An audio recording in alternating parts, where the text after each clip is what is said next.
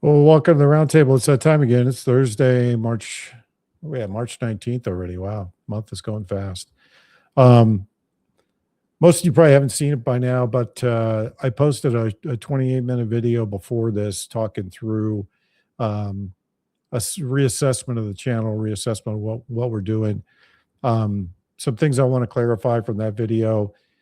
First of all, changing the style, changing the message is a big part of this, but still going to be calling out the disinformation, the incitement operations, and all of the different propaganda that's out there. That's my bread and butter. That's where my skill set is. But we're just changing up the format a bit to start giving people actionable information and keep this really geared towards things you can do if things go sideways. Which is, the my original intent for this channel was actually twofold. One, to talk about the current threat, as we see it, the current threat that's being broadcast. And right now it's this mass attack scenario, which we'll talk about tonight.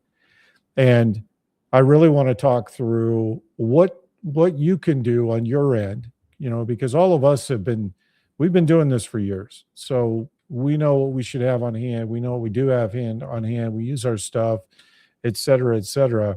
And all of those things play a factor. And, part of the other changes is I'm going to start pushing videos to YouTube. So, pushing things to YouTube, you got to be somewhat sensitive about what you say because of all the AI and the algorithms that they use for the censorship. So to get around that, we're going to keep it somewhat G-rated. Let me bring everybody on. We've got a full house tonight, by the way.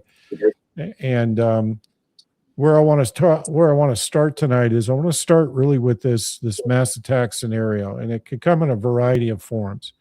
It could be, these quote unquote sleeper cells, which I'm not convinced that's as real as we're being told it is. I think there's some scare tactics or some fear mongering in there. But one thing I've heard repeatedly now in about 10 different formats is that the threat vector is really, there's going to be some kind of a mass event which compels people to stay in their homes, kind of like COVID 2.0. That should sound familiar. So the question I have is, and I'll go around the room, how do you guys see this developing? First of all, what kind of attack do we think we're going to see, or what kind of an event do we think we're going to see? Let's start there. And Troop, you're the resident threat analyst, so I'm going to put you on the spot first. Well, I've talked about the stratification of threat. The lowest level is the guy that's having a bad day and just shoots up a schoolyard, doesn't have any plan for escape or prosecuting targets without dying. And those guys have always been a threat. And I'll be on the main system here in a moment. Forgive me. But the issue with those kind of lone wolf guys is they're also opportunistic. So if there is a primary attack or effort, they're going to fall into that. They're going to go, oh, well, they blew up the bridge. They did the major event in my city. Now's my opportunity, and I'm just going to go and do some things. What we're most concerned about is the coordinated, organized attacks. People that are funded, educated, they've already done their target set, they're already provisioned, they already know what they're going to do, and then they give they get the order to execute, and then they go after a power plant, they go after a dam, a water pump, things like that. So the effort that we're most concerned with are those kind of macro incidents where the attack vector is designed to affect 20,000 people or more, and what follows on with that is all of the other smaller players that are going to go, okay, we have a major event. We have law enforcement, first responders are overtaxed, oversubscribed. Now it's our opportunity to go burn, loot, murder, kill, and we're going to probably have a less resistance when we do that, and a higher probability of success in getting away. So the question isn't like an if, but it's a when. But also, when does it happen? The second part of that is it regional? Is it national? The way the news picks up events, there could be an issue in Chicago. Nobody in New York was thinking about doing anything. And now all of a sudden the people in New York are seeing what's going on in Chicago, and they're like, okay, we're going to do some stuff too. if there's a coordinated national effort, a multi-threaded effort where they go, okay, high level intelligence service terrorists that are in the United States, we're going to attack Los Angeles, Chicago, and New York at the same time. And now we have a national crisis. That type of overburdening of our emergency responses is going to be exactly what's going to trigger that stratification of threat, where then the cartels get in, and the just Joey gangbanger that wants to steal liquor from Walmart, he's going to activate. So it isn't an if, it's a when. But as far as the scope of complexity, the biggest issue that I have with what we did in Iraq, it wasn't that we attacked some targets or whatever. It's that we pulled some people in negotiation and said, "Hey, we're going to try to work this out." And as soon as we drew in or isolated, killed them, and we did effectively the same as killing the entire royal family in Britain. We killed all the leaders, whether we think or we know that the people of Iran liked the people that were in charge. The fact is that we went in, we didn't declare war, and we just killed them all. And as we know, we're the attack dogs of a global, insane, Zionist, genocidal regime. And that has nothing to do with the guy that wears a yarmulke that wants to go down to his synagogue and pray. I don't think any of us are anti-Jewish faith or American that has a Jewish faith. But the political realities and the spiritual realities, that the media and the prophet has a really good job of mending those two things together. So if you don't agree with the government, then that means that you're a racist Jew hater, and it couldn't be further from the truth. But I think that if we see any type of major event where it's very plainly obvious that it's a coordinated, planned, pre-programmed attack that's executed, it isn't that particular issue. It's all the other smaller players that are going to follow in or call them in behind that I think are going to most affect individuals. So that's kind of what my assessment is. Colonel Johnson? I would kind of piggyback the same things that Trump's saying. I mean, that Troop's saying. I think, I thought the Joe Kent interview, he made some really good points that relate to this. First of all, I think that he kind of took down the sleeper cell thing a little bit, and it's made me think about it, because we've been hearing about this now for like 3 years, and I'm wondering if it's all been a psyop, just trying to play up the thing to help justify moving on Iran. But that being said, like we said, the last RT I was on, I think that they obviously, they don't have, what's the right word? Public support is in the toilet for Iran. Joe Kent has just made that even worse, and he's 100% right in my opinion. And because of that, they're going to be desperate for some type of event to generate public support. But the problem now is I think they're going to have a really hard time getting buy-in. I mean, unless it's just absolutely hideous. I mean, grid down or, nuke or whatever. So I think the odds are still high that we're going to have something, and everybody should be prepared, and that we could easily face. If we're going to face anything, it's going to be a widespread problem. Yeah, I agree. Goulash? Biggest thing that concerns me, and I think I've said it a couple of times, is the ratio of on-duty personnel, police primarily, because where I live in Central Florida, that's an important thing. But the vast majority of people in that part of the state want nothing more than to just have a nice retirement. And if I put on my devil horns and said, how would I disturb the American citizenry? I would have my devil ears saying, how about these old people? And that's troubling, because from what I've seen, there's a lot more hospital transport, which is necessary, than there are fire and or police in the general area where I am. And from what I've seen in prior places where I've lived, there's never enough police. There's never enough called in, from nearby counties, that kind of thing. And I just think that the general awareness of the average American citizen on this topic is less than what it should be. With that, I'll turn it back to you. Yeah, I'd agree. To Colonel Johnson's point and to Troop's point, they need critical mass for public support, right? Because a lot of this hinges on public support. So, hitting first responders and hitting them where they conglomerate and they bring in extra, bring in reserves, and then they hit somewhere else. Classic playbook, which, we could expect that some of that's going to happen. And in the case of instilling mass fear, that would be a good way to do it, right? You hit the first responders, you bring in the reserves, you hit them too. Then there's really nobody, there's no backup, there's no backstop. So I can see that scenario playing out. Chip, what are your thoughts on this? Okay, I'm here. A little slow on the mic button. I was going to hit on some notes you just hit on.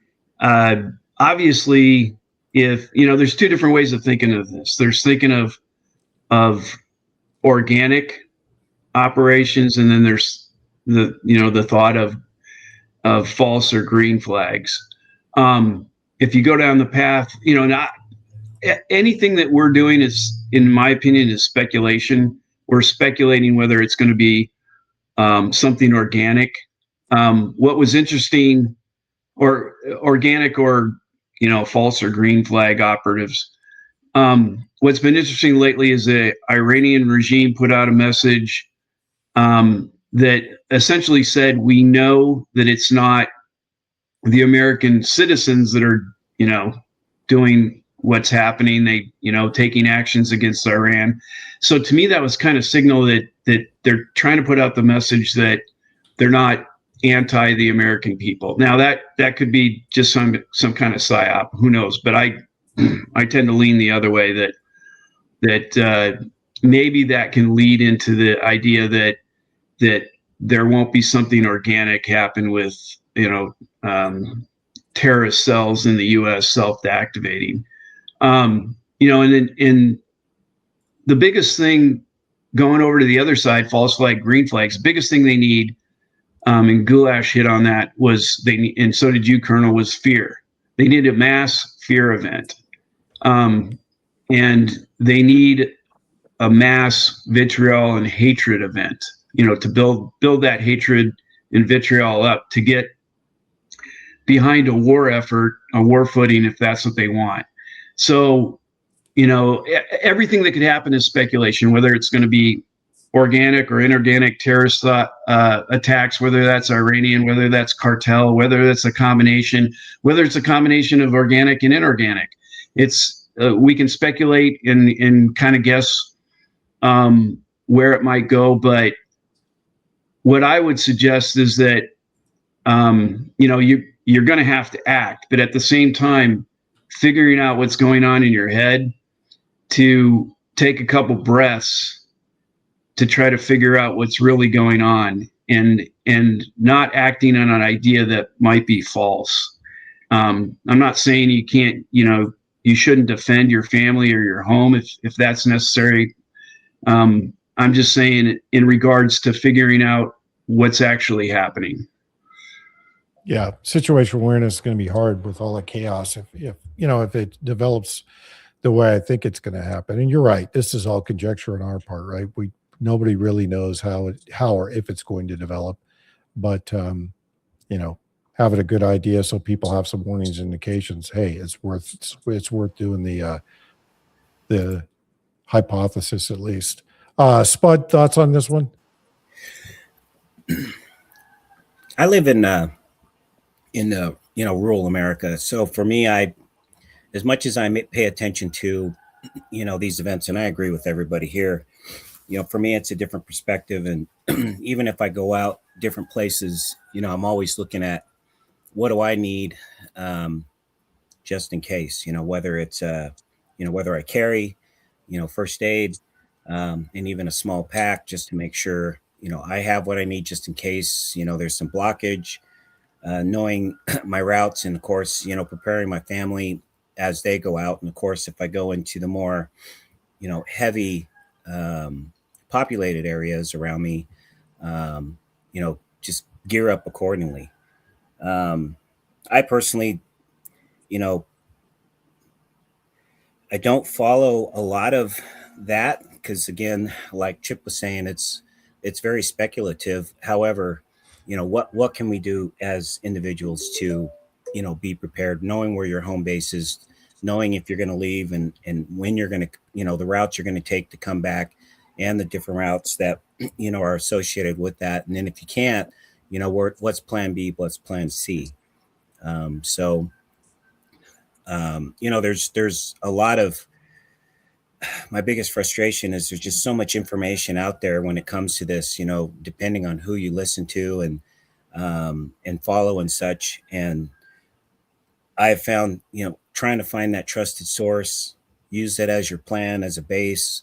And, of course, talking to folks around you and building that sphere of influence where we can bring different mindsets into it to help better prepare us. Flake? Yeah, it totally agree. So for me, Navy SEAL, sniper, end of the road, Marine Raider, two doors down. I mean, we're pretty tight. And it's one of those like, if they're not supposed to be on the road, they're off the road. Just kind of end of story. I mean, we're a 22 house unit in the acreage that we have, but it's you need to know who the neighbors are, who's got what, who can do what. So surgeon, and killers either side. So let's go. Do you have lots available in your neighborhood, Flake? I'm just saying. I need a piece of land in Texas. Dude, I've got 10 acres available. So come on down. Well, I think And a spare bedroom if you need some, downtime. So all I good. think- There you go. I think there's a salient point in there in the we could switch now. We could move on to the whole. So there's going to be three schools of thought here, right? So and I need to temper this with, number one, we're not saying this is not for the hua shooters out there, right? I'm assuming that most of you already know what you're doing. This is mainly for the folks that are sitting at home. They got a small sphere of influence, very, very limited line of sight. And they're wondering, what should I have if I'm on the move? What should I have if I'm at home? What should I have if I'm traveling? Especially if you travel somewhere by air, you're very limited on what you can take with you. So, mobility wise, Troop and I have done the videos on, bug out bags, water, etc. Right. So you should, in my mind, if you're mobile, you should at least have a couple of gallons of water. You should at least have, some kind of a bug out bag, if you want to call it that, a contingency bag. And then what I carry in my car, I carry two things. I have the furniture blankets. I have a couple of them, different sizes, because those are good for a couple of different things. They're good for, if you got to lay on the ground for whatever reason, dismount your vehicle, you got something you can throw on the ground, especially if you have somebody that's wounded. I have trauma blankets, a couple of them in each car, and I have the little Mylar ones, the cheap ones. I have a bunch of those, and I keep them in the vehicle. I also have maps, like paper maps of my area and where I'm going to be in my vehicle. So if I'm going multi-state, I have maps for each one of the states, and those map books that you can buy, I can't remember who makes them, but you can buy a map book. I think you can get it from any FedEx place now. So you have a paper map of whatever area you're going to, and you can take that with you on an airplane too, and just throw it in your backpack. So you always have some kind of map to get you around, at least if you're in an urban area. I also have in my kit, there's always a first aid kit in my vehicle, as well as a fire extinguisher. The other thing I take with me that usually you don't need is a compass. And I have with my compass, I've got a little notebook. Thanks to Troop for that one, by the way. Gave me a notebook and a pen. So, jot down coordinates, jot down, distance and time measurements, because all of that stuff may come in handy. Especially, I start from the premise that I'm not going to have any kind of electronics other than maybe a radio, and it's going to be a very limited in distance with the radio, especially with, if you got the AR-152, the Biofangs, and you got their DM32s, or even the other 5Vs and some of the other smaller sets. Those are really short range, so you're not going to have long range comms. So I plan that I'm going to be moving from my vehicle back to a safe area, and that's literally how I'm set up. And I have, I always take, because it's so hot here and it's already 100 degrees here, I take food in and out of my vehicle when I'm traveling. So if I'm going out of the vehicle, I take it with me. So I got food, camp stove, and per troop, because you yelled at me long enough, I actually use my camp stove at least once a week, making coffee, or I'm making some kind of canned food. And I take wet food with me. I don't take the dry stuff, right? Because the dry stuff requires water. Yeah, it's lighter. A lot of people buy those protein bars. I have some of those too. But I have a lot of wet food with me. And that's just in the vehicle. Both my vehicles are decked out. The other thing I carry in my vehicle is a change of clothes. So I have jeans, I have shirt, skivvies, the whole 9 yards, as well as a jacket, because you never know when you're going to need a jacket. So that's always in my vehicle. And I've decked out both my rigs with that, because you never know. I mean, I've been on long trips where the vehicle breaks down and I've had to walk miles.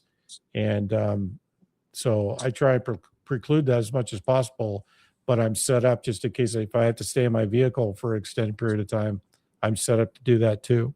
So the other thing to carry with you, which most people don't even think about, is garbage bags, right? Yeah. Because you're going to create garbage. You're going to have to, do your business and all that other stuff. So anyway, that's my food for thought. Colonel Johnson, we'll start with you on this round. Well, I think that's great. I'm probably underprepared in my vehicle compared to you. What I was going to talk about is what I carry when I fly, because I'm limited to everything I can carry. But I think it's stuff that anybody could take with them when they fly as a passenger anywhere. I try to always have 2 water filters. I carry a water filter bottle that I use for everything I drink on the road, at least in terms of water. I put all the plastic water bottle water through my water bottle filter, because that at least takes out a lot of the microplastic garbage or whatever. It at least makes it taste better. I've noticed that. I carry another life straw in my bag separate that I have as a backup. So I always have some type of water filter wherever I go. And that's come in really handy around the world. I've used my water bottle filter one time to drink water out of a waterfall in the Andes and had no problems. I try to carry some water purification tablets just in case I got to filter water that isn't really that clean. And the other big thing I try to carry everywhere I go, and Chip can probably talk about this too, I try to carry always clothes that will cover me for any airport I might land at between where I'm going from and where I'm going to, so that I'm prepared. And, a lot of times we're flying transatlantic or transpacific, so I've got to be prepared to fall out of the sky in Alaska or Greenland or Iceland. And so having at least being prepared, that's the one thing I noticed with passengers. They're always, like you said, blissfully unaware of the problems they might face. And flip-flops. Yes. Flip-flops, shorts and t-shirts. And, because they're going to a destination that's warm, but they aren't thinking about all the places in between that might be, sub-zero. Or, my other favorite one is trying to run through a burning jet fuel fire on the tarmac as you evacuate the airplane in your flip-flops. So I always emphasize natural clothing, natural fibers, not so much synthetic, and shoes that you could run through a fire with. And those are the key things I try to make sure. Obviously, food and things like that, but you're very limited as a passenger on other things you can take. But tactical self-defense pens are great as a passenger. I've gone through security all over the planet with a tactical pen that could be. Except for Canada. Canada took mine. Oh, really? Get a fuck left. Canada. I've gone through everywhere. I mean, everywhere. And I've had security people like yelling at me because my toothpaste tube is too big. Well, I'm sitting there with my security pen that could put a pole through their skull. And I'm standing right in front of them with it. So I don't know. Now TSA will probably ban security pens, but flashlight, another key item everybody should have. Obviously, I mean that way as you go as a passenger, and some kind of first aid kit. And that's all I got for right now. Lace up shoes. That's bottom line. Yes. Gotta be done. Good shoes. Yeah. Because if you have to Lace roll up up and- fucking shoes. Yes. Shoes you could walk 1,000 miles home in. You know. Yep. Well, we got 3 pilots in here. So Chip, why don't you go next? And then Flake, you'll be after him talking about stuff you carry on the airplane. Well, Colonel Johnson didn't talk about extra underwear because he goes on 4-day trips and he does them front, back, inside, and out. So, yeah, I was actually going to talk about vehicles. I know there's going to be some scenarios where you're not going to be using a vehicle, or using a vehicle is just going to get you in a traffic jam. But I've done a lot of, I've done a lot of trailer hauling and boat hauling and camping trips, and this might be a little nerdy, geeky, auto-wise, but I carry a tire plug repair patch because, yeah, you do have your spare, but most people don't even know how to get their spare out, and it's usually a piece of junk anyway. So I bring a tire plug kit. I bring like a 1/2 ton or a 1 ton jack on my trips. Even though I might overload it a little bit, I can carry it by hand. I have about enough full extra fuel to fill the tank, but that's in the back of a truck. You probably don't necessarily want to carry that inside the vehicle with you, trunk at the least. If you're planning on traveling long mileage, you might want to bring some extra oil and pre-mix 50/50 antifreeze, rags, stuff like that. Washcloths, you can dual purpose washcloths. You can do a horse bath with those if you need to. And there's probably going to be some situations where you need to clean somebody else off, or even, clean out a wound. I know that's getting into first aid, but having extra rags. And then as far as trash bags go, you can just carry a whole bunch, wad them up together, put them in one bag. Grocery plastic bags. You can just do little bags of garbage at a time. As far as stuff carrying on the plane, they limit us to what we can carry.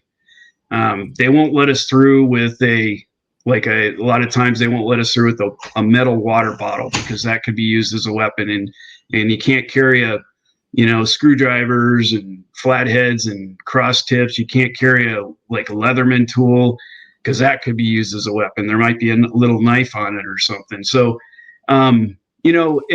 flashlights, being able to see in the dark, some kind of lighting,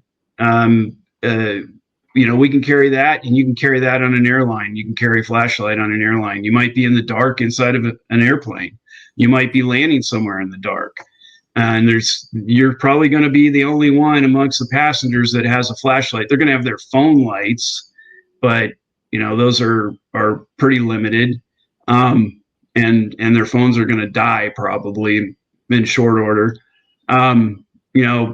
Just like everybody else said, shoes is a big one. Matt Bracken talks about that a lot. People don't think about it. People get on an airline in flip-flops. I see them all the time. Yeah. So, that's about all I got right now. So the flashlight, yeah, that's I forgot that one, along with the water filter. So good call outs on that. Flake, Yeah, well, basically we fly Part 91, so Glock on hand always, and flashlights, and then everything else is just like passenger, you know, helping them help themselves. So getting them in and off the airplane, but there's so much of it is just they have no fucking idea of where they're going or what they're doing. So you're kind of the school marm, if you will, to keep them alive. And so everything you can do in that regard, which includes just, you know, being armed, being their best friend, and getting them in and off the airplane. Yeah, it's a mess. Hey, can I add one thing, Colonel? Yeah, go ahead. Yeah, one thing that's pertinent to airlines, one of the first things that pilots do, and I know Colonel Johnson could probably attest to this, is when we sit down in the plane, when they're doing their PAs, hardly anybody listens, and they say, take note of where your nearest emergency exit is. That pilots look and find where the nearest emergency exit is, and then they find an alternate exit. So kind of pay attention to that. Yep. Good call out. Read the stupid Pilots card. find which is the hottest chick on the airplane, and then if this thing goes down, I'm going that way. Spoken like a true fighter pilot. Yeah, well, Gulag, that's how we go. traveling, so you probably got some good tidbits. You're muted.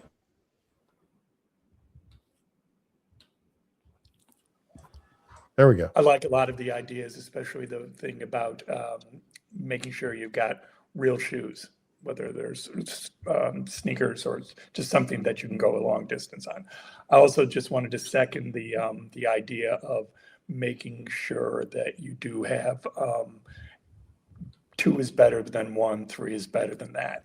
And when you can buy them at Sportsman's Warehouse, it's Chinesium, so there. But it's a chargeable little.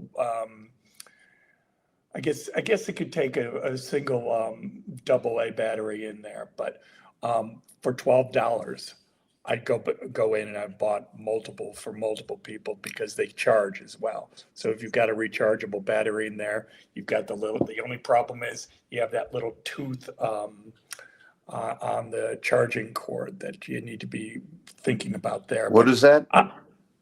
Think about the old school cords for transporting power.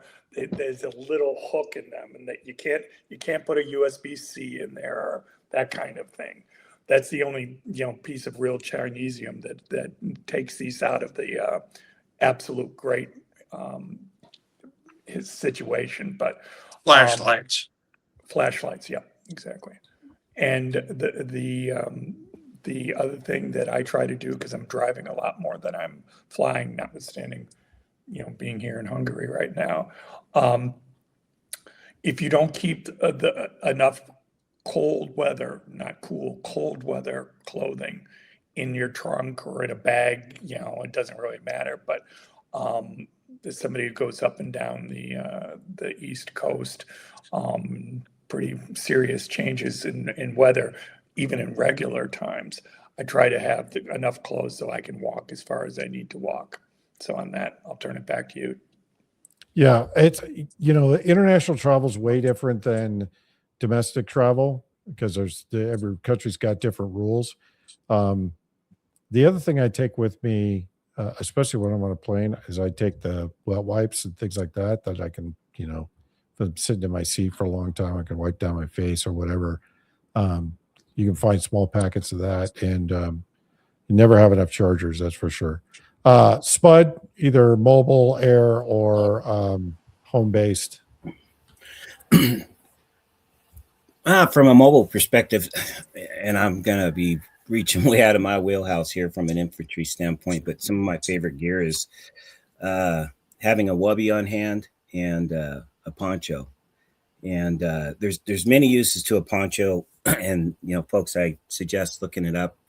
I mean, from a shelter to all kinds of things. And of course, it can be combined with the wubby, and I personally use them, especially during the winter when I stay in my cabin. I'm actually more than surprised, and believe it or not, you can get the ACU colors for dirt cheap because nobody wants them. And the good part of that is you can dye it to any color you want.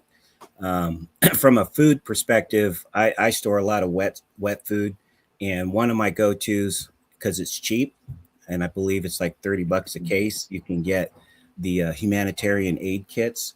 They're like MREs without the Tabasco and meat products in it, but it's food And and high constipation. calorie.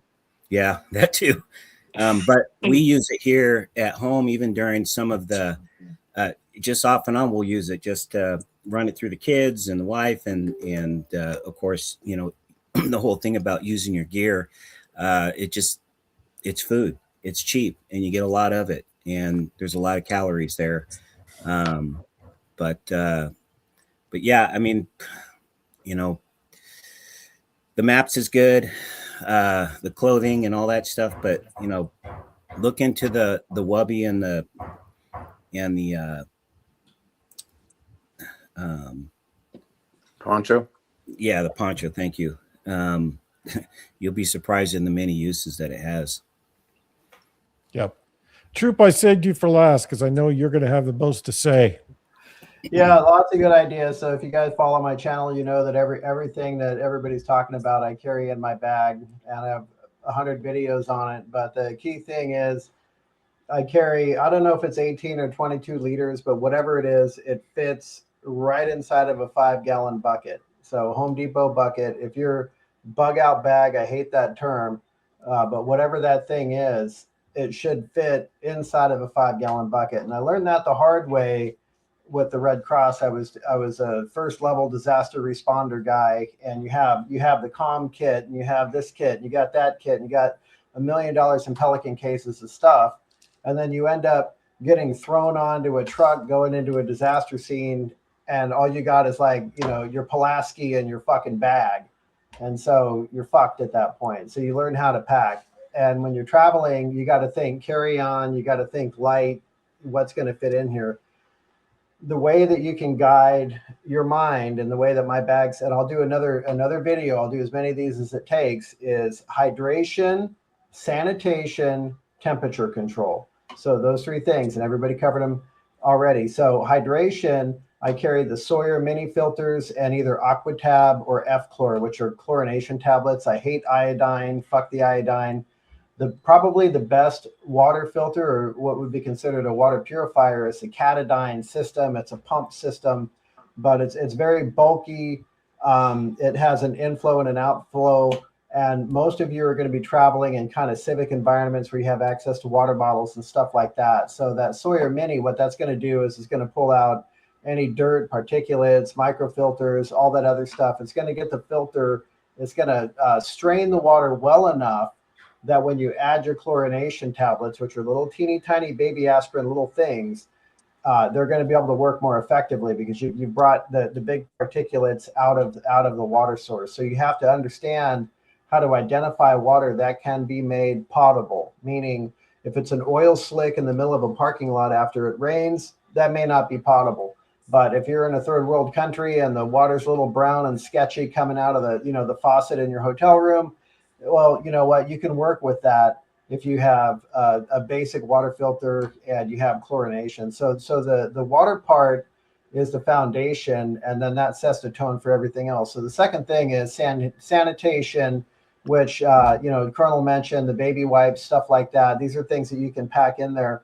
I've started to use these little dry towels. They're like these little tablets. You add water to them, and then they turn into like a 12 by 12 cloth thing that you can wash yourself with. You can use it for personal hygiene, wipe your butt, that type of stuff. But you need the water in order to activate those things. And then go ahead.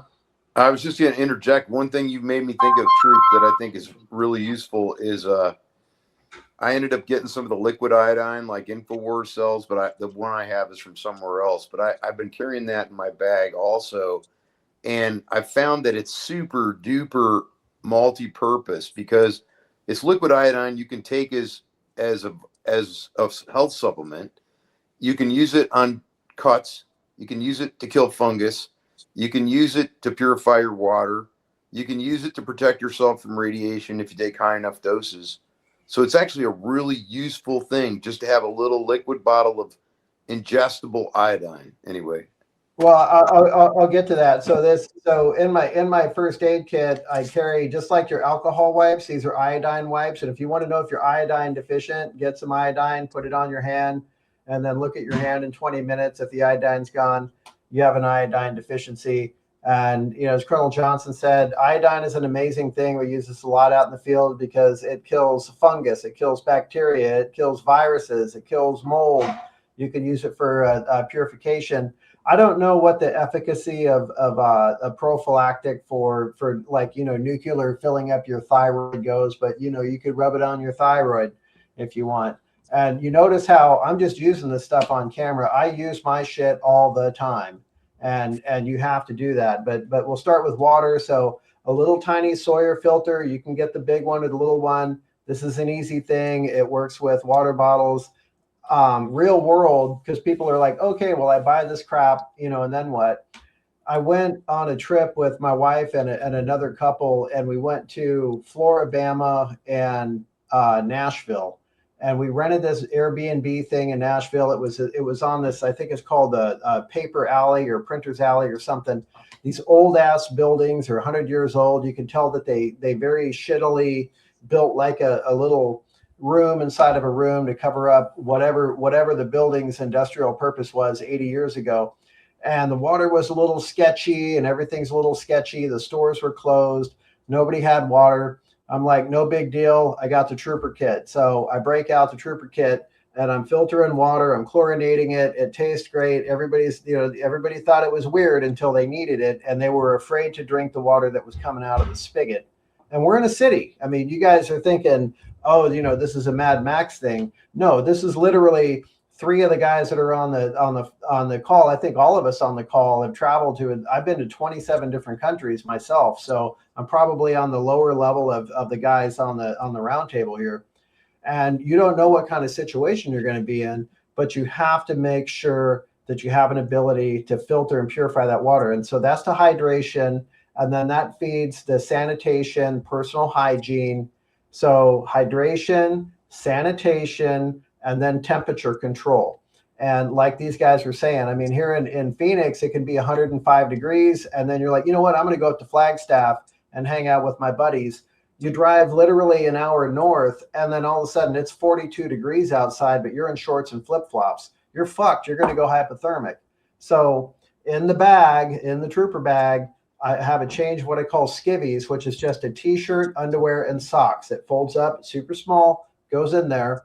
And then your environmental conditions, I carry this old cravat, and Steve probably remembers that. That was like the old green scarf that they had. We used it to, keep dust out of our face and all that. So whether you're going to use a scarf, a keppa, a schmeg, a cravat, a whatever, having some type of big thing that you can wrap around your face, that's an important thing. That also doubles as a wash rag. I mean, you could use it as a water strainer if you want. You can use it to bathe yourself. But in that bag, I got everything I need. I got hydration, I got sanitation, personal hygiene, and temperature control, which includes the poncho and the poncho liner, which everybody calls a woobie now, which is a great thing to have because it folds up super flat. And then Steve's kid was over the other day, and I showed him how to use some Mylar blankets. It was 65 degrees outside. This 13-year-old idiot jumps in the pool. He gets out, it's cold. I'm like, here's a Mylar blanket. Wow, this thing works really great. Those Mylar blankets are super critical, especially if you have injured casualties, anybody, that other person on the plane that, took a hard knock when you hit it, hit turbulence, whatever. Keep them warm, keep them out of the shock zone, use those things. And then, we can go down a whole list of other stuff. The last thing I wanted to talk about, though, was dry food versus wet food. Steve was talking about it. You got the can of soup. You don't want to leave the can of soup in your car when it's 88 degrees or above. It's, it's going to get nutritionally insufficient. You might get botulism. It's not good. So in the summertime, I'll carry dry food, and then I'll carry wet food in the wintertime. But basically what that means is you have some type of sustenance. And what I have in my pack all the time is nutritional supplements, because if you're in an austere environment, you're not going to be able to go and get the 4-course meal. You're going to have to just, address your basic needs. So I carry salt, I carry zinc, I carry vitamin C, I carry a multivitamin that I break in half when I'm in the field. I'll take half in the morning, half at night. And that's just to get the baseline of all those micronutrients that you need when you're under stress, but not to spike any of those nutrients. Like, you don't want to take a whole tablet on an empty stomach, because you're going to bioaccumulate a lot of stuff. So your basic medications. I just got off of avoralstatin finally. That was the high cholesterol thing. I stopped eating shit, started exercising. Finally, went from 10 milligrams to 5 to nothing. But you might have some things that you need.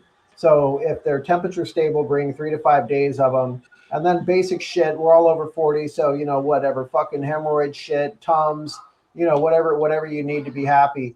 I always carry Benadryl, because people do have allergic reactions to stuff. So Benadryl is very important, but a really, really, really small amount of what I call OTC.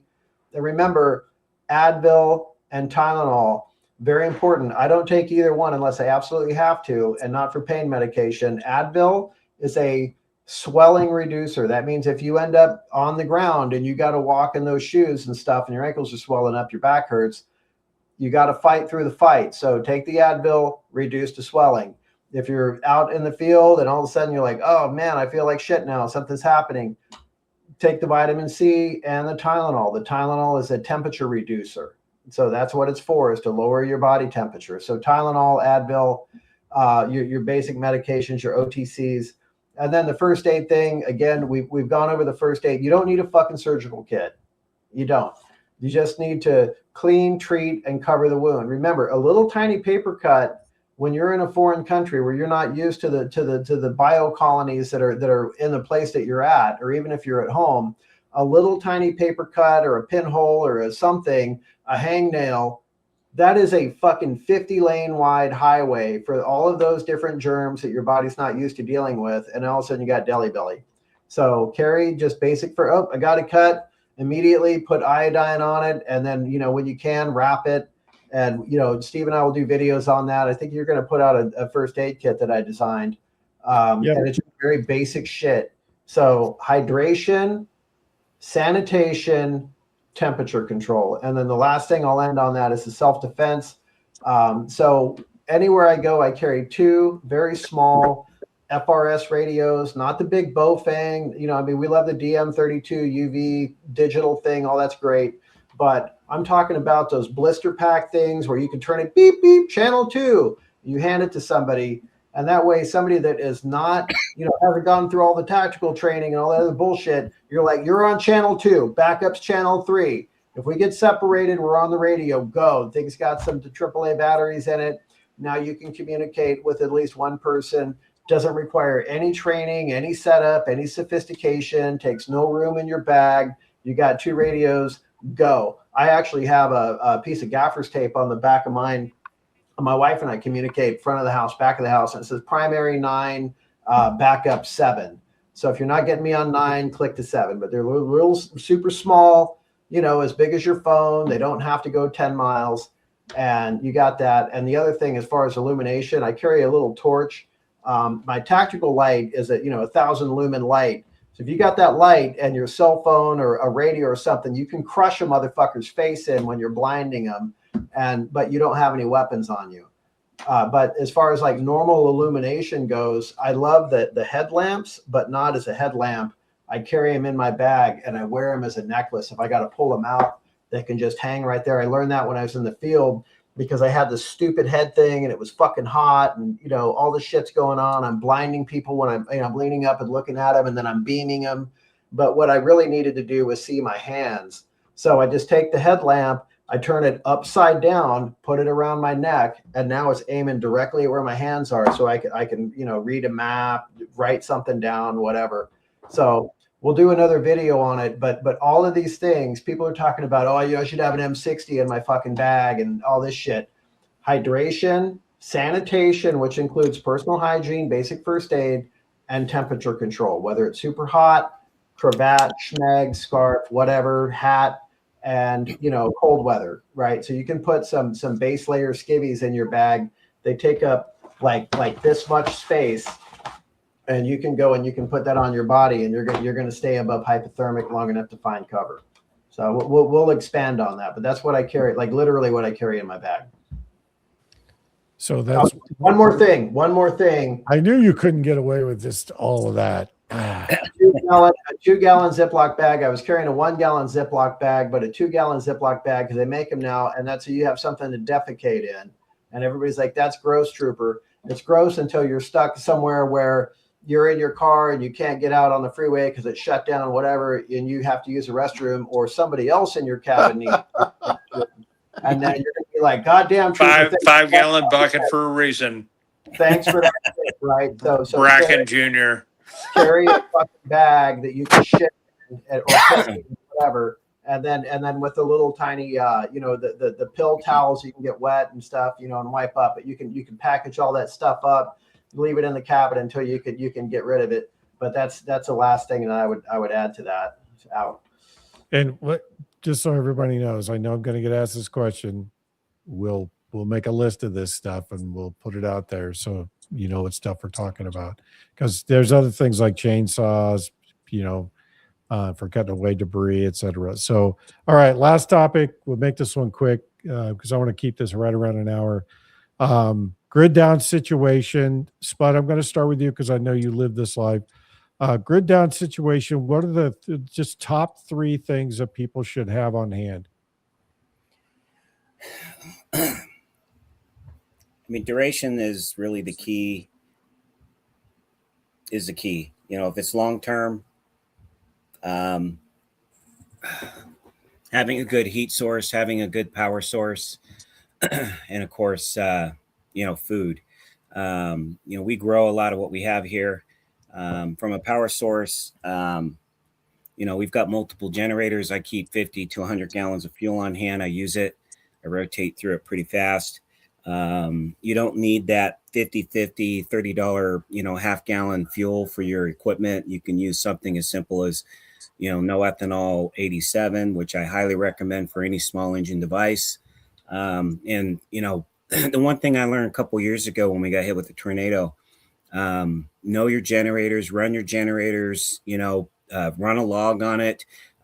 Couple key factors. If you're out of power for a week, your freezer can last more than 48 hours without, if you open it once or twice. Same thing with your refrigerator. It's a 24-hour period. Sometimes your freezers can go 72 hours. Run your generators when you need it, not all the time. And then look at what critical items that you need to power during those times. Don't, like your dryer, you don't need. You can have a clothesline for that.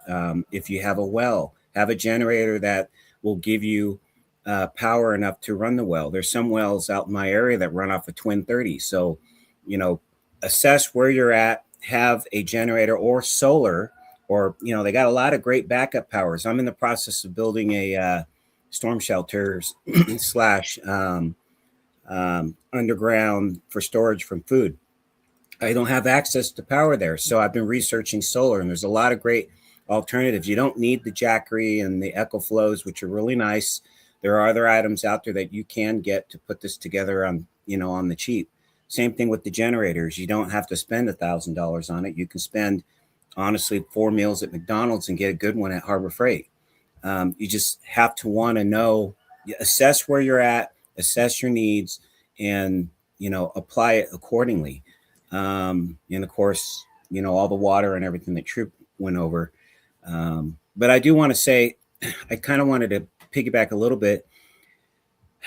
Having communications, I know we talk about that all the time, and this is super old school, but I've discovered, not recently, over the last year, shortwave radio is really a good handheld device just to have. You don't have to transmit, but you can listen. And there's a lot of good shortwaves and older shortwaves that's been around forever that you can buy, put it on the shelf, just toy with the frequencies. You're just out to pick up comms, having a one wire antenna, really simple like a TV, and you'd be surprised what you can pick up, whether it's single sideband, UHF, VHF, and then some of the lower and mid bands and stuff. So, if you're looking to receive information, that's really great. You're going to pick up all the chatter that's around you. You may not be able to communicate, that's fine, but at least you'll be more aware. From a storm standpoint, I rely heavily on my radios because I get instant right now information from the repeaters in my area from storm watchers. So I literally know 10 minutes before the tornado gets here, before I'm even told that the tornado's on the way.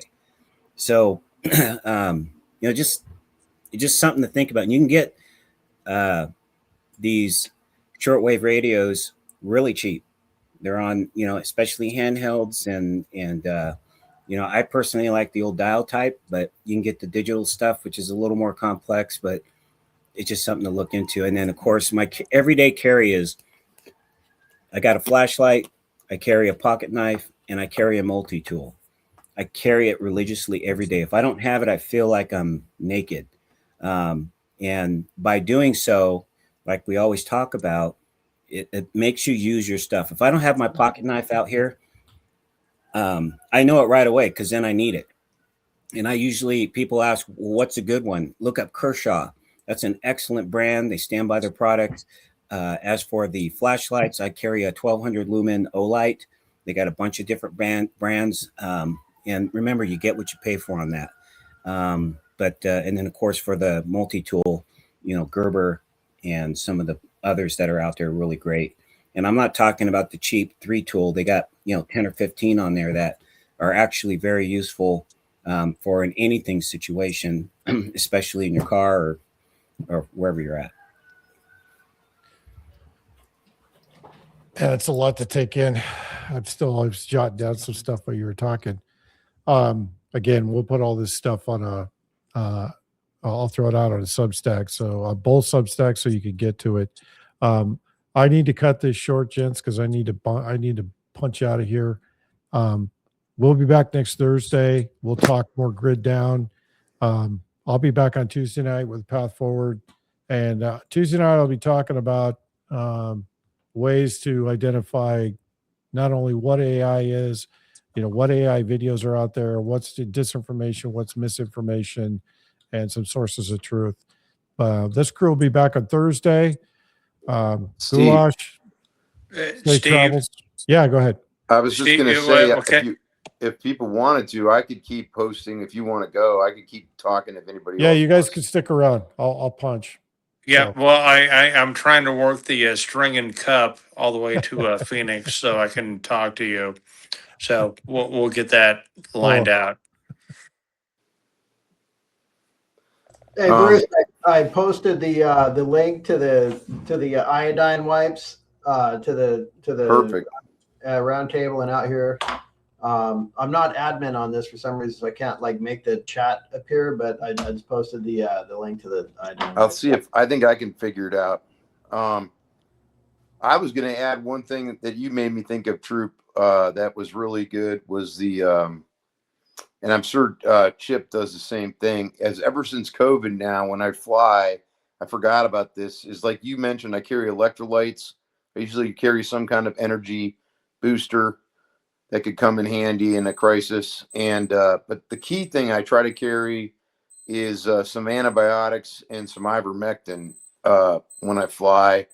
And whenever I go to South America, I buy more because you can buy it there over the counter at a drugstore. But ivermectin, I can't say enough good things for people. If you can have that in your bag, if you're flying anywhere, you can basically start treating any kind of virus or bacteria problem immediately on your own. Guys, it's 2:00 here in Budapest, so in the morning. So I'm going to roll off, but thanks for everything, and we'll talk to you next week. We'll see you, Pete. Good to see you, Pete. Yeah, I was gonna hit on a couple things you guys were saying. The colonel, before he left, he talked about grid down situation, and and Bud was talking about generators. Many people are probably not in a situation where they can afford a generator, or maybe don't know how to buy one and hook one up. You might be in a situation where you don't want to run a generator. There's lots of things you can do with 20-gallon propane canisters, or even bigger. You can buy a heating stand. You can buy a room heater that takes a 20-gallon propane tank, so you can heat your house with that. You can cook food with it. If you can boil water if you have a heating stand. Those are some of the things that can double for uses in the event you don't have a generator. And I know this has been hit on many times, but you can buy 55-gallon drums, plastic drums. You can buy them at flea markets and different places pretty inexpensively. And think about potentially storing some water, buying a couple of those, storing them in your garage or wherever else you can store them. You can even keep one outside in the event that there's a grid down situation for water that you might use for other purposes, like flushing your toilets. That maybe you don't flush them all the time, but you flush them now and then with some of the outside water that you've stored. Candles, matches, lighters, things like that. And then of course, several days of stored food, canned. And if you have a cook stand, you can keep dried grains, and you can, rice or pastas or whatever, and you can heat those up. You can boil those. And then one other thing that I think people should think about tossing in their vehicle or possibly carrying with them is a tarp. You can use a tarp for so many things. You can use a tarp for rain cover. You can use it for ground cover. You can use it to wad stuff in and keep it waterproof, store it for a little bit. You can buy a 10 by 10 tarp that comes in a plastic bag that you can buy at Walmart or wherever, and just throw it in your trunk. Doesn't take up very much space at all. And you can use that tarp for a lot of stuff. You can use it to shelter yourself. So anyways, those are my thoughts. Just going off what you guys said. Did anyone else have any big points they wanted to make? Colonel asked me to post a link to the Metaport tape that I use in my bag. This is cloth tape that looks like expanded metal, but it's adhesive cotton, and it's great because you could just I carry it in my kit. And Colonel Murray messed up his thumb when we were training. I just pulled out a section of it that I pre-cut, peeled it, wrapped it around. It's like sticky goo, and it sticks right on there. I'm going to post it to the Roundtable if you want to share that with everybody. It's just a great, Band-Aids are great and everything, but this is like just a right fucking now thing. So if you have the iodine wipes and you got an injury and you wipe the iodine wipe and then you slap that sticky tape on there, that's gonna buy you enough time to get to a safer place and then address the wound. There's a comment about the use of sterno cans, and what I would say to that is you can buy really small wood stoves that will burn twigs and such that'll do just as well, and it's something you can store in your packs. Buy those pathway solar lights, because they charge all day in the sun, and if you got no power, you can take them in the house at night. Great idea. Just Does that saying. come with 2 bags? And then they've got rechargeable batteries, so you can get a recharger for just the batteries, replacement batteries, etc. Blah blah blah. So that's a easy trick to deal with, and provide lighting with very little, sound, noise, energy, blah blah blah. So there you go for that one.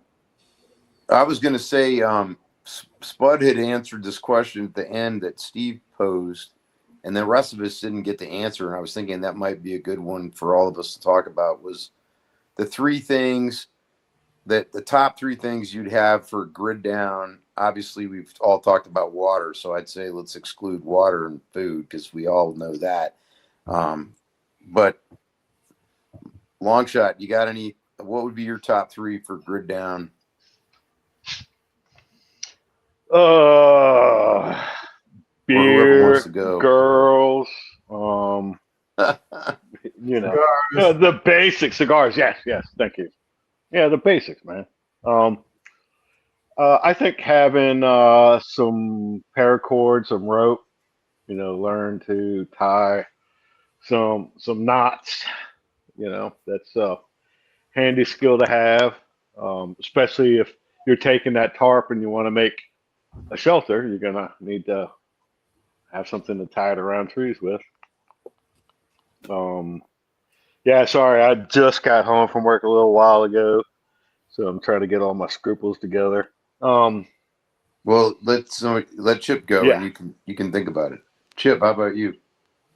Yeah, I kind of already mentioned my stuff. I'm kind of coming from, not talking to somebody that already knows about prepping, somebody that lives in your regular 1,800 square foot city house, and I already mentioned those things: candles, matches, lighters, cook stand, propane, heat, and water.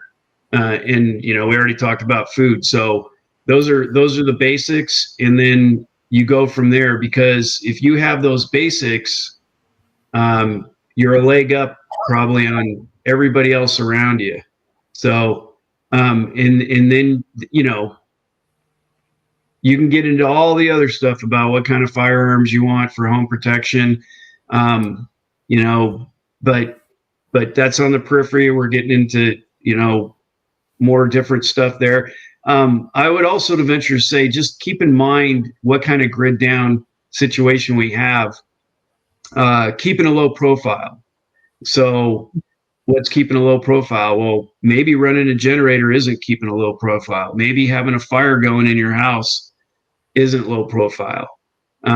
So just think about those things too.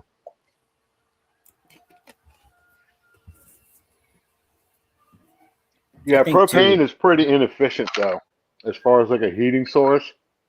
You'll burn that up pretty fast. But as far as like cooking, um, you have what is it, 100-gallon tank of propane, you can cook pretty much 3 meals a day on a gas stove for 5 years. That was the estimate. The propane guy, my propane guy, he was like, "Yeah, you fill this up, cook 3 times a day, average meals, and you can get 5 years out of the tank just cooking, not heating."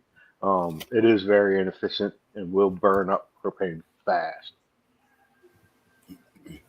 Yeah, I think too what is really important through all of this, especially if you live in the urban areas, and that's we always mention it, and that's your sphere of influence in your community, getting out there to know people, and it's just part of your plan. If you know folks that live outside the more urban areas, if the relationship's there, if that can be your converted home base. If not, do you have something out, even out of state, something that you can run to? I'm speaking from a different perspective. Like, I live out in the rural area, so just like Flake, we are individuals, all our neighbors and stuff we're very well connected. And, the guy at the end of the street, his first thing he wants to do and can't wait is cut down the big oak so he can put it across the road. So, there's that we can't impress that enough is to build your community, your sphere of influence. When you're out and about, just turning around and just, saying hi and getting to know people in your communities, and of course in your local churches. You'd be surprised how many individuals I mean, you'll be surprised in just the church format how many people don't talk to each other. It's crazy. I go to a small church, and I make it a point to try to know everybody, and by doing so, there's just so much more that I get to learn, and of course, the skill sets that are out there that we're able to share amongst each other. I was going to say some for anybody out there still watching us for comment wise. Is there any subjects you guys would like us to talk about before we wrap up for tonight? I know guys had asked about the jet fuel situation. As an airline pilot, we don't actually get to see that much. We basically just get fuel. I've heard that there's, jet fuel is getting incredibly expensive in Europe. And I think that actually we're doing pretty good in the US. I think that internationally in Europe and Japan and Asia is where I've heard the biggest shortages are. I think it's going to get worse. And I don't know. Do you guys have any other subjects you'd like to talk about? Troop or Chip, Mike? Well, you said the three major things minus water, but the hydration, sanitation, temperature control. Do a fishbone diagram off of those three things. If you got a gun that you inherited from your grandpa, you know how to use it. It has 4 bullets left in it. Put getting another gun and more ammo at like number 60 on your fucking priorities list. Hydration, sanitation, temperature control. And the other thing is we're kind of expounding from, what I keep in my bag all the time that's with me if I'm traveling, if I'm at home, the basics. But when you're at home, obviously you have, more things. But one thing that we've missed is definitely pet food. If you have pets, I got 2 5-gallon buckets. I feed my dogs we order the food from the frozen shit fairy, and we feed them the primo food and all that. But I also have 2 5-gallon buckets of premium dog food, and then every year we donate it to the homeless because a lot of homeless have dogs, and then we replace it. But don't forget about your pet food. Don't forget about your diapers and your paper towels, things that you can stockpile that don't go bad, that you'll need. Just when you got a couple of extra bucks on payday and you go to do your normal grocery shopping, go, you know what, I could probably add another box of this or another bag of that or another whatever. And so, I do that. Now with the heat, you guys have seen the little trooper stove that I use, but they have the what I call the Asian stoves. You can use them indoors. They use those butane canisters and stuff like that, keeping a low profile. And as far as running a generator, most people just want to run their phone. And so if you get 100-watt solar panel and one LifePo 4 battery that's 8 to 20 amp hours, and then you want to add a charge controller and a little 100-watt power inverter to run your laptop or whatever, that solar power with battery and inverter, it's silent, it's pollution free, you can run it indoors, it's cheap. It's going to give you the basic necessities you need, provided that the other infrastructure isn't down, the communications. But when we're talking about generators and 100-pound propane tanks and 1,700-gallon underground cisterns for water, we can scale out from there. But the bag has hydration, sanitation, temperature control, the basic things that you need. And I'm going to never stop saying this. A minimum of 15 gallons of fresh, drinkable, ready to go now, drinkable water per person and large pet in your home, with a goal of 5 gallons of water per person per day for 5 weeks. So about 250 gallons of water. Don't get the shitty Costco 500 milliliter squishy bottles that leak and all that. You can have some of those, but 15 gallons of water, that's 3 Sparklets bottles, that's 3, card packs or whatever, things you see on my channel, little 5-gallon things, 3 of those per person in your home. And then you can put the rest of the water in those 55-gallon drums. You can get the secondary, so a lot of the food suppliers, so get agave juice or whatever in 55-gallon drums. So they're food safe. They hose them out. They resell those secondary market to your feed store, Tractor Supply, whatever. Look around. You can find them. or you could spend $100 for a new one if you want. But the used ones are like $30 for a 55-gallon drum that you can put water in right now from your hose, which is an approved water source, right? And now you spent $100, you got 150 gallons of water, and then you got 15 gallons that are in your house right now, and you're going to outlive 80% of the people in your zip code just by investing $100 in those two things. So, Okay, I was thinking of something that we could talk about that I'm sure all of us would have big opinions on, is vehicles. And I know we've covered this before, but I've had something happen to me recently. My wife's car, a newer Tahoe, I guess the newer Chevy vehicles are having an issue with these coolant control valves, and it went bad in ours, and ours is under warranty. And anyway, this car has still been in the shop for 3 weeks because Chevy or GM doesn't have enough of these coolant control valves to go around. And I guess we finally got one. But I'm hearing this more and more from people that all the newer vehicles are running into massive delays for parts. And so because of that, I was thinking one thing we could talk about would be the value of older vehicles, and maybe talking about which brands or what you guys think is the best one, or anyone who wants to spout off about it. I know, Spud, you always have ideas on this. Well, I can. Don't buy a new car. There's a massive parts issue that's happening worldwide. Absolutely. If you're following Centric Brakes, there's a major corporation that owned like 15 different manufacturers. They filed for bankruptcy earlier this year.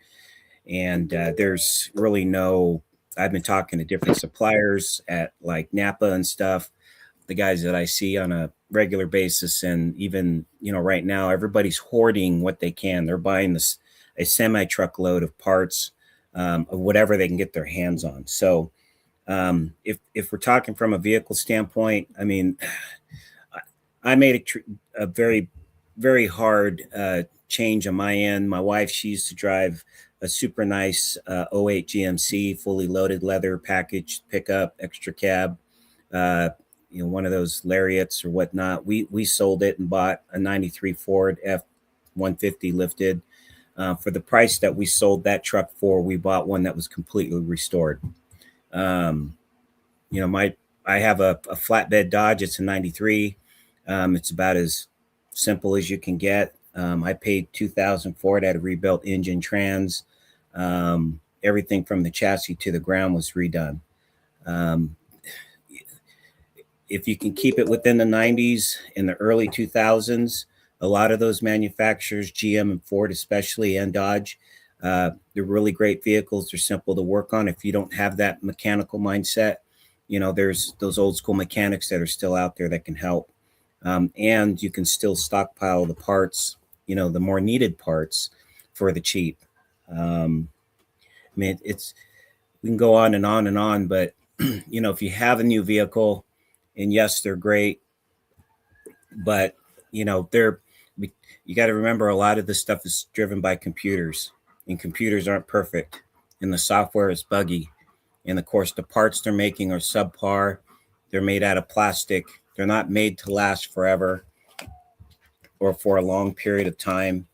The car companies, especially Chevy, Ford, are sucking wind through a straw right now because people don't want to buy their vehicles because of the massive problems from their engines to everything else.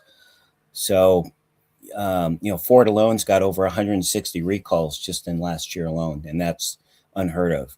And of course, the high-tech mechanics, the rate of quitting to hiring is much higher. And so they're seeing the problem in the future to where there's just not enough mechanics out there. So having a new car is really good. I had my pops, he asked me what he should do. He has no 06 Tundra.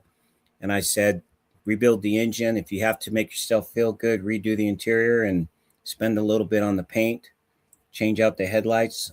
and just run with it and get another 10 or 15 years out of it.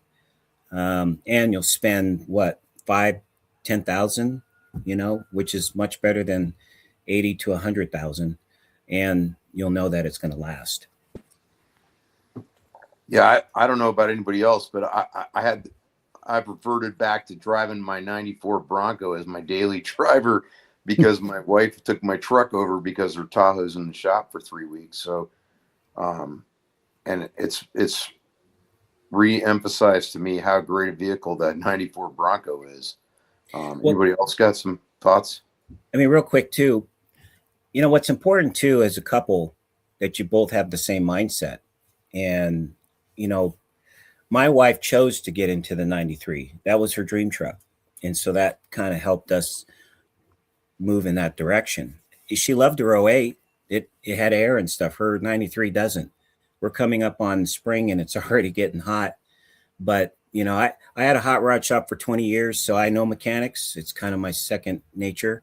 So I can fabricate and do whatever I want or need or rebuild. And, for me, that it comes easy. I know for others it doesn't. But yeah, if you want to have fun again and have to get out there and drive your vehicle on the road, I mean, there's nothing like having them older vehicles. And even now you can buy these 4-wheel drives for cheap, or the all-wheel drives for much cheaper. So yeah, I think I've mentioned this in the past. One of the things that we used to do at the fire department is for like off-road forest vehicles, shuffle around stuff. We would contact the electric company in our area and see what they had. Of course, they would donate it to the fire department, but usually they auction off all their old vehicles, and they're the basics, something that's tough, rugged, can climb a mountain, you leave it in first gear and don't even have to step on the gas. It'll pull the truck up the mountain, kind of thing. Look at different auction places, for older vehicles as well. Yeah, just to add on to what Spud and Longshot and Colonel Johnson talked about, to me the 90s are early 2000s, to reiterate that, and the less electronic things, the less decked out it is, probably the better. That means you can probably work on it and fix it. And then just with where we are and how things might go, not to try to predict anything, but have extra things, have ordered ahead. Maybe have in your garage or in a closet somewhere enough stuff for 3 oil changes. Now would be a good time to make sure you have decent tread on your tires. Maybe thinking about getting a new set of tires. If you can get ahead on stuff, whether it's a transmission flush or changing out the fluid in your rear end, greasing all your Zerk points, just make sure you have a good running vehicle that's somewhat simple to work on. And then you can even get into some other standby parts, whether it's spark plugs or plug wires or radiator hoses, things like that, filters. Just having that stuff in case we get into this situation gets worse and there's less parts coming. I'm just thinking of kind of the simpler end things that where something might go wrong with your vehicle that you could probably take care of, or even get a little bit of assistance to take care of to keep that vehicle running. Because we could potentially get into a situation like, hopefully it doesn't get that bad, where we get like Cuba and we're making Frankenstein cars and fabricating parts and stuff. But just to keep that simple vehicle going, and we're talking about trucks and we're talking about American vehicles, but there's some simple foreign cars, like, you know, most of your 90s and early 2000 Hondas don't have a lot of extra stuff on them. And my general opinion is the more crap it's got on it, the more stuff that can break. 100%. The oil prices, you know, on oil changes and all that's gonna jump through the roof. You know, the prices of new tires are gonna go through the roof. You know, the whole Iran thing, the cascading effect of that. Yeah. You know, it's getting ready to ripple, and it's gonna kick everybody in the pocketbook. You know, on the tire thing, if you get your tires changed out, save one or two of the best ones. Now you have two extras or one extra on top of the spare that's under your vehicle. And one thing we never think about is get a tube for your tire. I mean, you can run a tire all the way bald. I got a tractor here that I'm surprised the tire is even held together. It's probably older than I am, and I got a tube in it, and it runs strong. So, you know, we don't think about the tubes. We think it's an old school thing, but if you had a tube that you can jam in there real quick and then pop off the valve stem, and just to get you some air in it in a pinch, that's a really good tool. They're folded up in a small box that you can That's keep. a great idea, Spud. I mean, I haven't even looked at that. If you wanted to buy a tube for a truck tire, where would you get them? Yeah, you can go on Amazon has them. I mean, it ain't something that's going to last forever, unfortunately, like the old rubber, but at least, you know, it's something you can inspect, look for cracks and stuff if you have it for a long time. But yeah, I've bought 6-foot tubes for my tractor rear tires on Amazon, and they're quite inexpensive. Yeah, you can get them. You can get them at a lot of tire stores. You can also get them at, you know, like a Les Schwab's or something like that. I had a tractor that had tubeless tires on them, like most of them have, but I put a little dent in one of the rims, and you know, I could have taken the rim off and tried to flatten out that dent and smooth it out, but you know, the tires had counterweight fluid in them. I took the tire off and I went and got a tube, just like Spud was saying, and I put the tube in there and I didn't mess with the rim, and it was good to go. Yeah, until they explode. Yeah, there was something I wanted to talk about, but I've just been, you know, I spend a lot of time day trading kind of and watching the financial markets, and the impression I'm seeing is that we're going into a major economic downturn. Things aren't going to improve in the Gulf anytime soon, and that's going to lead to much higher energy prices. And I don't see us avoiding that, and that's what's driving us all to talk about all these things that we think it's worth stocking up on. And I think it's occurred to me, it's like, whether, you know, computers, anything you think you're going to need going forwards capital wise in next year, like capital goods, like computers, cars, tires, you know, things that might break, everything's going to get drastically more expensive as we see oil continue to skyrocket, which is what I think is going to happen based on, like, if all of us have listened to Mike Yan and what he's talked about.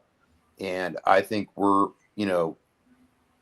I think most of us here agree that there's obviously a move afoot by the globalists to try to cause world depopulation of some type. We've seen it happen with the Nord Stream. Jan's talked about the fertilizer factories in Germany. Now we're seeing the Persian Gulf get hit, which is a huge source for fertilizer and all kinds of resources besides oil. So we're going to see major continuing impacts. And so that's what's driving me to say these things. And I think Troop had a few things he wanted to add.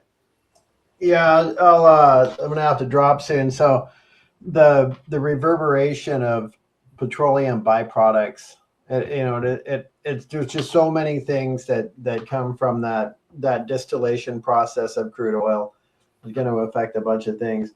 But I did a video the other day, so I got into axes, like literally cut down tree axes that I knew was going to be a gateway drug to chainsaws. which I saw as a gap in my own inventory of capability. And I've said this before.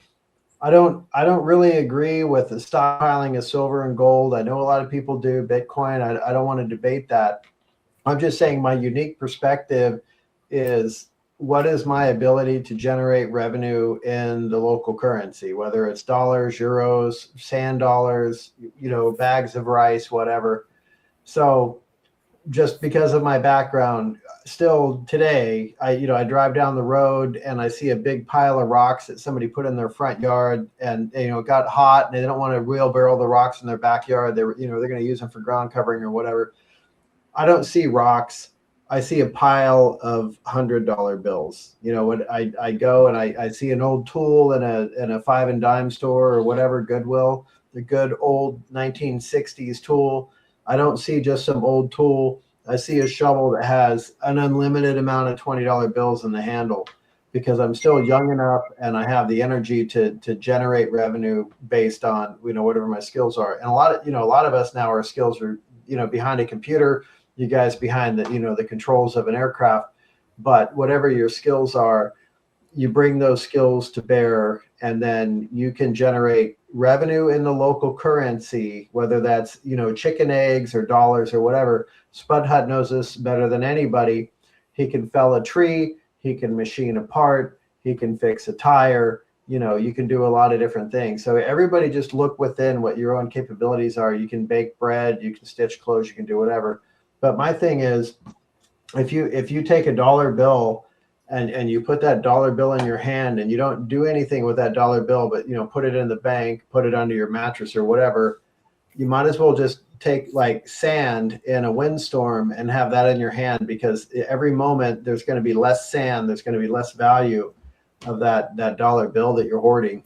So I spend my money on tools, on equipment, on things that I know I can use. That if I have to buy these scissors, these scissors cost $5 3 years ago. They're $7.99 from the shit fairy. Now they're going to be $15, a month from now.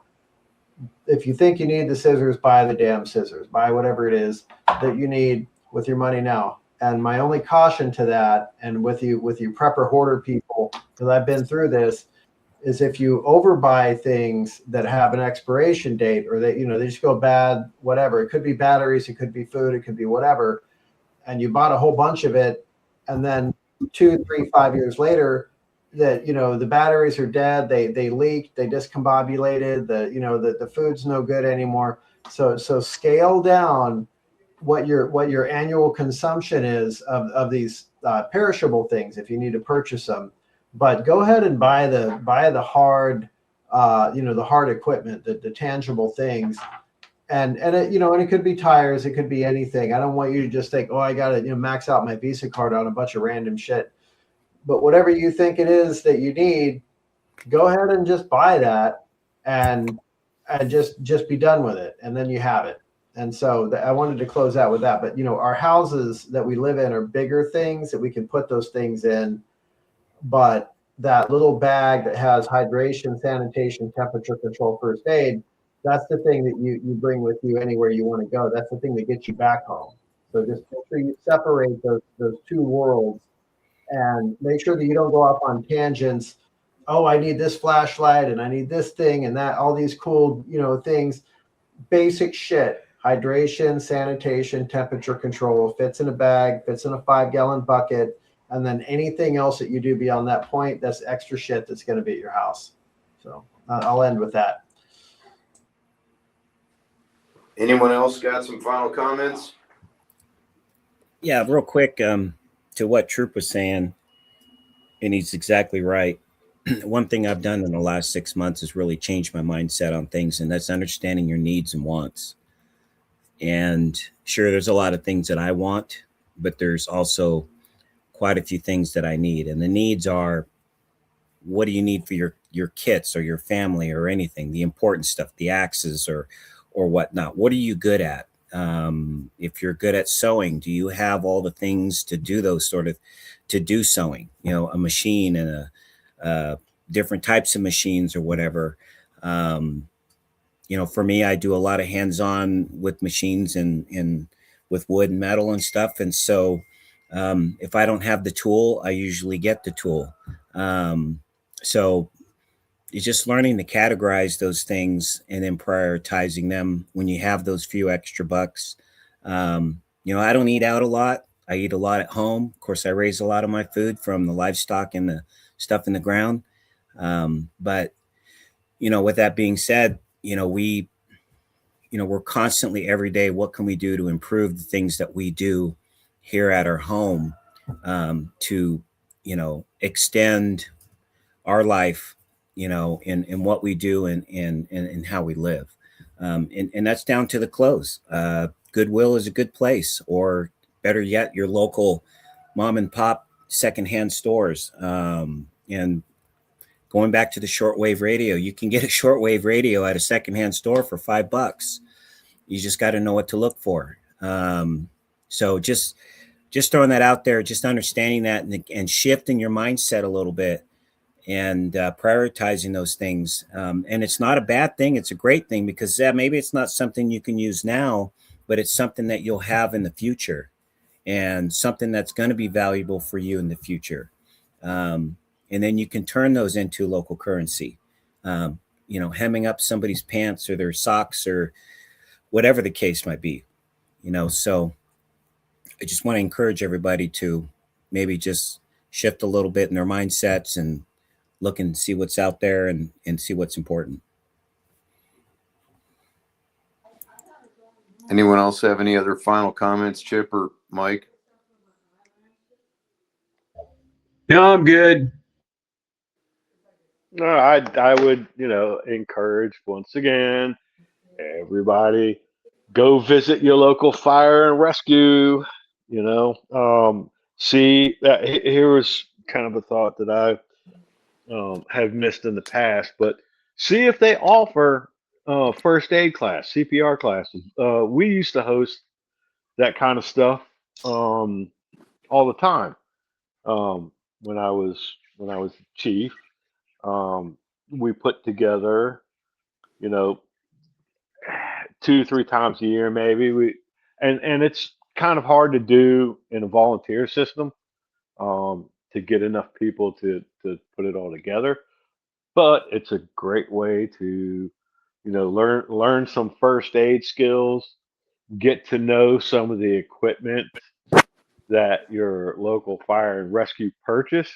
Everybody's got their bags, everybody's got their gear, everybody has their own opinion and thoughts on stuff. But a really good thing is to get, if you're gonna want to do any kind of first aid stuff, see what your local providers are using. You know, because if you're buying like some fancy new wave stuff, and you're in an accident and you've got a bag in the back seat and somebody's going through it trying to figure out how to use it and it's overcomplicated or something, you know, I think it's just a good idea to see what your local providers are using. What brands they like, what brands they're familiar with. Um, see if they do first aid or in CPR classes. If they don't, see if you can help get one started. Um, it's a good way to participate and be involved and not necessarily commit full time, but help organize a small event or something, and that will give you some face time with your local fire rescue, police, sheriff, whatever. Um, but just some food for thought. Throwing it out there. All right, awesome. I was going to wrap it up here pretty soon, unless anybody else has anything else you want to say. I was reading some of the comments. I like what Azak Vet said. He said old timers in Alaska never threw anything out. Their places look like junkyards, but they always had something someone needed. My wife's always getting on my case because I keep crap. But one thing we were talking about the vehicles that I think it's smart is maybe stop throwing away your old tires. when you get new tires, like we're all talking about, upgrade your tires now. Keep the old ones, because if times get tough, like we are all suspecting they might, having an old tires could be really handy. If you just need one tire, for example, you could rotate through the old tires on one tire while the other ones are still good, or something like that, just so you have options. I think would be worthwhile. And but if I think that I hadn't really thought of a monologue to talk about, but I've been following the whole Joe Kent thing pretty closely. I listened to all of the Tucker Carlson discussion at least once, parts of it more than once. And I think Joe Kent really had a good point, everything he said. I do think that even though our politicians, whatever, politicians, they don't really care what we think, but I do think they pay attention to what they hear. And I do think that for all the veterans out there and everyone, if you could just call your congressman and senator or send them an email and stand behind Joe Kent and express your opinions, I think all of us support what Joe Kent had to say completely. And I called my congressmen and senators and spouted off. And just be careful you don't get yourself in hot water by saying anything stupid. But I do think right now we're at a critical juncture with this Iran thing, and we got to find a way to stop DC from digging a deeper hole in the Persian Gulf, is my opinion. I think it's a huge mistake. And probably, Trump is fucked up, in my opinion, and he needs to claim victory and walk away while he can. But anybody else have any final thoughts about that issue? I've got lots of thoughts, but I'll save them for the next show.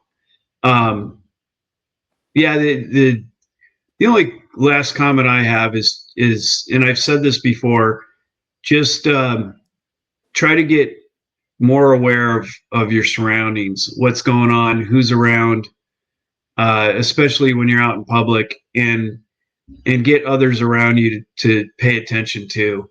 I think just for unusual activity and somebody that's about to do something that they're not supposed to do is probably going to be looking around a lot too. They're going to be paying attention to others around them. So just I think we're in a situation where we need to be aware and have heightened awareness. All right, that's all. If everyone, thanks a lot for tuning in tonight, and we'll see you all next week. Take care. Wow.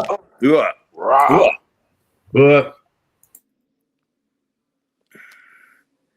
right.